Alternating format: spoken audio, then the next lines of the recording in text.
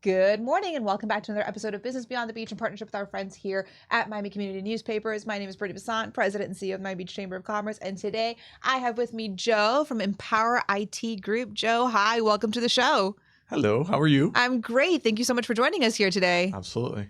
So before we get started, I just want to learn a little bit more about you. Tell me about your background, your career, your journey. What led you to where you are today with Empower IT Group? So in the industry, I'm a dinosaur. Oh, I actually started in the industry in '96. I got my bachelor's in biology and I thought I was going to be a doctor. Did some work at Jackson and it wasn't for me. okay. What kind of medicine did you want? Just out of curiosity. It was general practice. Okay. And I spent 6 months in the ortho and rehab center. Okay. And I discovered that just wasn't my lifestyle, my pace. And so cybersecurity was it. Well, I'm sure there were some other steps. Tell me about it. No, so I mean, straight out of school, got basically the equivalent of an internship with some friends. From 96 until 2000, I was working with them. In '01, I started my first company. Been going through some mergers and divestments over the years. Always in technology? That Always in internship technology. 96 was in technology? Okay. Yep. And then basically in '01, opened my own firm, mergers, divestments, and then in 2011, Empower IT Group is kind of the formal iteration. And that's where I've been for the past 15 years. Wow. Amazing. Okay. So what is Empower IT Group? Tell me all about it. So we are, in my industry, it's called a managed services provider. We provide basically outsourced, white glove, anything you need when it comes to technology. In, let's say, 2001 to 2005, my industry really reflected on trading time for money, billable events, and eventually people kind of caught on to something called a managed service, where you would say, for a flat fee, we're going to manage everything for you. And that's been the industry for about 20 years. Computers don't break like they used to.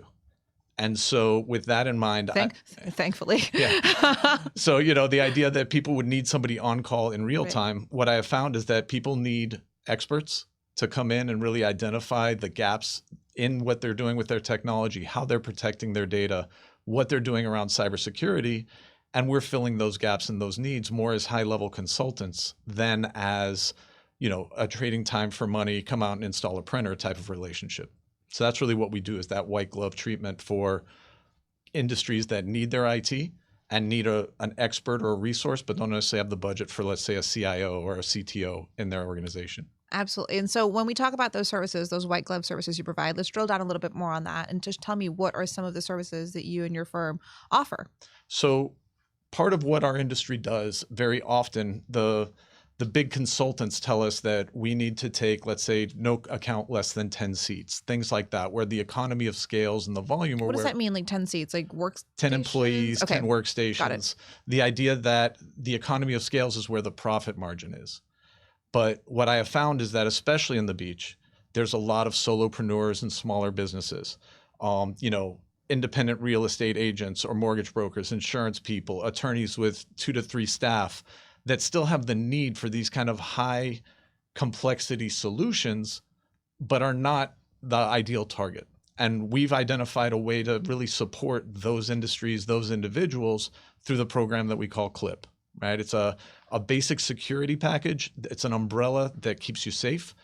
And we focus on any size enterprise where I'd say over 100 seats, they're probably going to have in-house staff, but they also might still need some consulting with industry experts and with the experience to help them make really important decisions. Amazing. And we're going to talk about CLIP a little bit later on, because that's a topic in and of itself. But back to Empower IT Group and sort of what you guys are doing and the services you provide. Let's talk now about like some of your ideal clients. And you were talking, and I love that you say that, because you're right. There are businesses of all sizes and all shapes and sizes. And especially Miami Beach, we have a lot of individuals and entrepreneurs and small, 1 to 2, 3 people. So let's talk about some of like the clients that you have, and then also like ideal clients for you. Absolutely. So clients that I have, it ranges, we're very much generalists. So my 3 largest clients, one is a private school. One is a urology practice with 8 locations ranging from West Kendall all the way up to Port St. Lucie. And then another is an orthopedic surgeon. I've got law firms that are 15 to 20 seats. So my second largest individual client is an insurance company with 5 locations, and they are a Florida Blue specialist, and all they do is, selling health insurance. So we really apply principles of data security, and we can do regulatory compliance when you need it. If you're a financial services firm and you're not sure if you're getting all of your boxes checked when it comes to security, HIPAA compliance, we can help manage the regulatory compliance for smaller doctors' offices. My passion is education. So working with private schools, working with tutors, people that are able to bring education to the kids, I love that. So when it comes to industry, there's not really a specific industry. Ideal size is over 10, but as I said, there's a lot of solopreneurs out there, and we have the right team and the right solution to be able to handle anybody that is not confident in what they're doing around their technology, their data protection, their cybersecurity. Nobody's too big, nobody's too small. And you just touched on it. You were talking IT, technology, but that also comes with cybersecurity and data protection. And so, computers don't break as often as they used to anymore, but the threats that are facing any sort of like IT network, they're growing every day, and they're just getting more and more complex. And so cybersecurity is a very real thing. And I think that's also where your CLIP program comes into play a little bit. But before we talk about CLIP, let's talk about just like what are some cybersecurity threats that we're seeing, and especially businesses are seeing, because there's a lot of cybersecurity threats, obviously, for individuals. But let's talk about on the business side. For the purpose of the interview, I could talk about this for an hour and not come up for air. Oh my goodness. So a couple of small things. If you are using what's called multi-factor authentication in everything you do, right? When you sign into your emails, if you sign on to Facebook, multi-factor creates a unique token or a handshake between your computer or your device and your system. So you enter your email password and you enter that token one time, that creates a token on your computer. And you think that MFA keeps you safe. When you ask about advancing threats, the bad actors now can steal that token and essentially steal that trust relationship. So even having multi-factor is no longer enough. How do you protect against that? It's something that I call geofencing. You set up your systems to identify if someone is signing in from somewhere other than a location you're familiar with. So for instance, if I was protecting your emails and I say, she's authorized to log in from anywhere in the state of Florida. If there's an anonymous login from Los Angeles, but it actually meets all of the criteria and credentials and signs in as you, I get a phone call within 5 minutes and I can reach out to you. Hey, are you in Los Angeles? Are you at a hotel that maybe you joined to their Wi-Fi and it's a false positive, right? Did you join to a public Wi-Fi at a conference?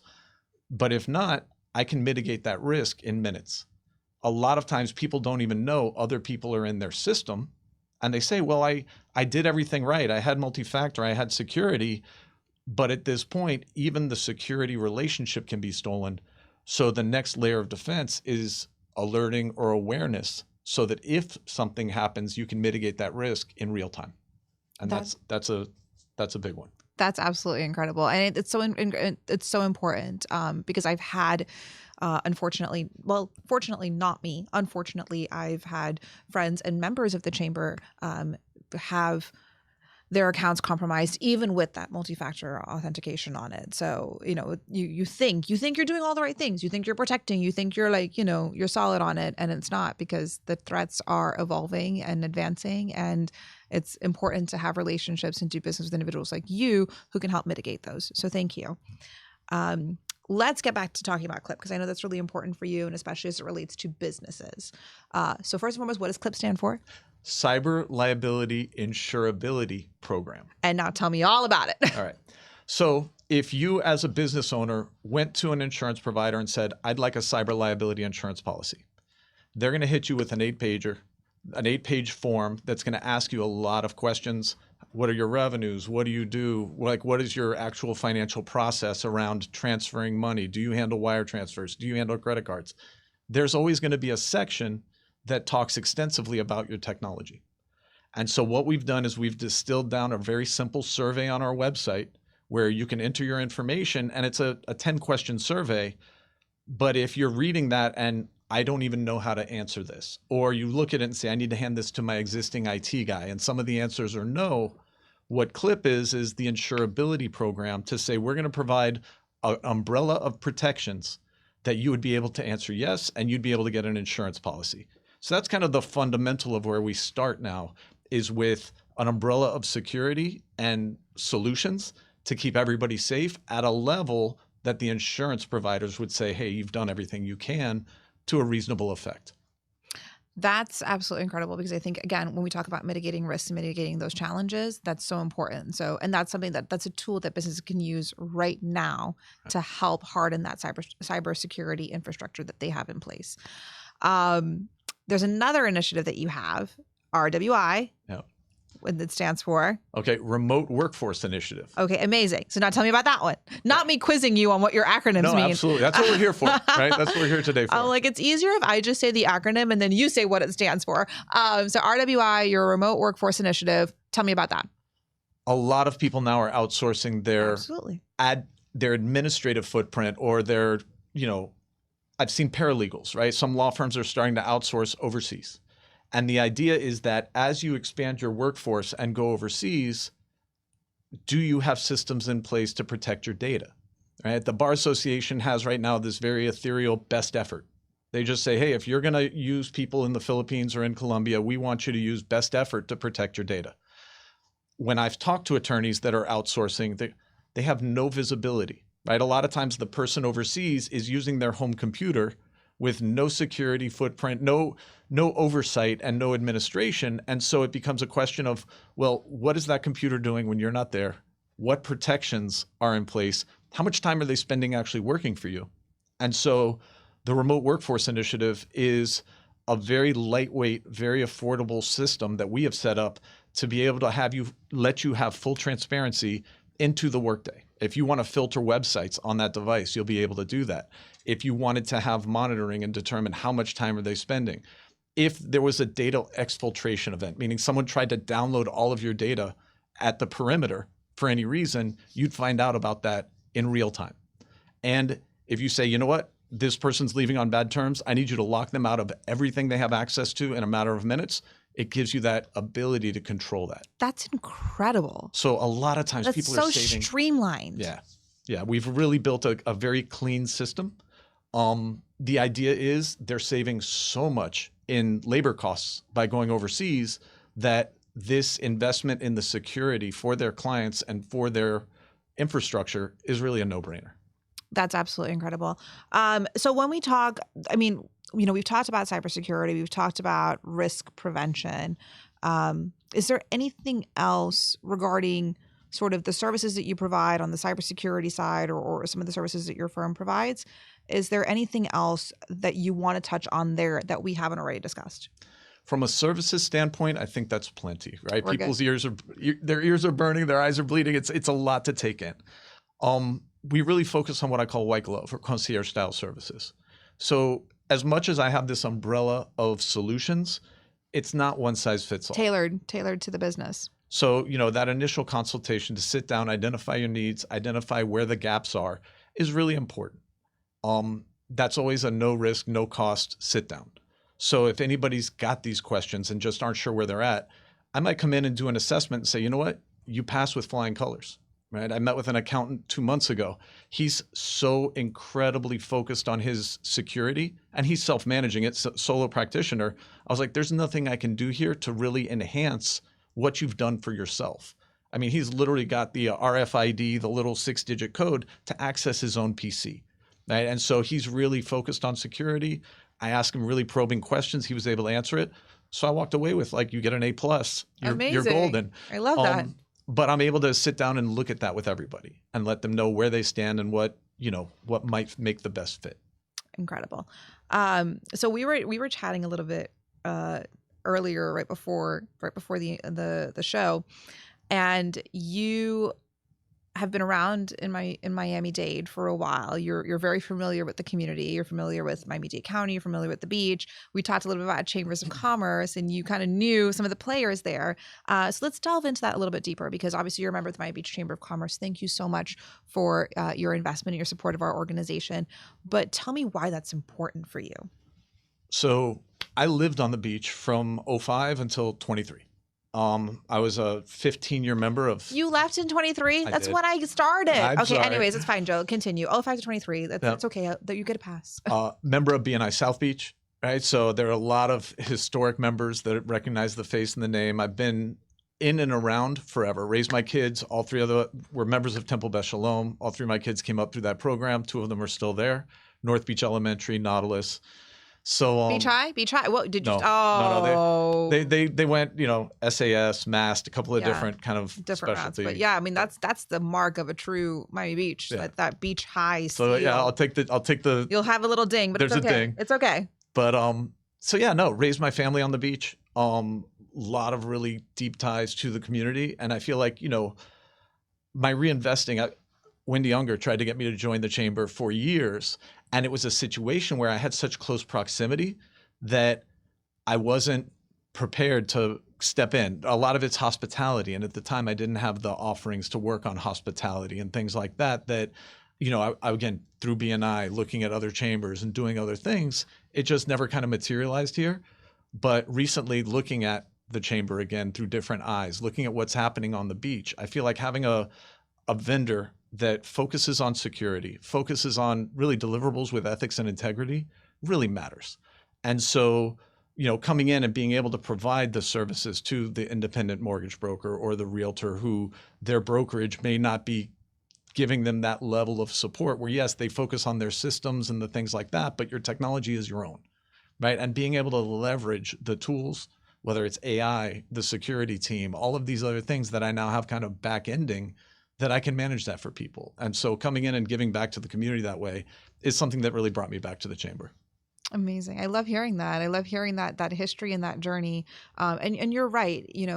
I tell people all the time, when you get involved with the Chamber of Commerce, it has to make sense for you. It has to make sense for your business. It has to be mutually beneficial. Of course, we want you to be a member of the organization, but we want to be able to leverage your membership to, of course, achieve whatever business goals you have in mind. And if you recognize at the time you didn't have the offerings within your company to provide what was necessary for our members, being able to assess that, reevaluate, and now we have you as a proud member of the Miami Beach Chamber of Commerce. I think that's a great full circle story. So thank you. Thank you for your support of our organization. We have just a couple of minutes left, but it's just enough time for our final question today. It's one of my favorite questions. I love to ask all of my guests, if you can go back to the start of your career, maybe not all the way back to like med school, but the start of your career or biology, what advice would you give yourself when you were just starting out, just your younger self? What would you say? I'm incredibly risk averse. And it's very funny you asked that. I wasn't prepared because I'm dealing with this right now with AI, right?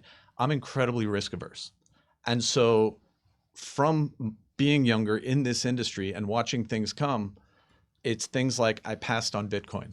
I didn't believe in it. I didn't understand it. And I wasn't willing to take the leap. And I had people bringing it to me as an IT guy. Oh, let's build servers. Let's mine for coins. I didn't understand it. And I was risk averse. I don't want to put an investment into that. Ship has sailed, right?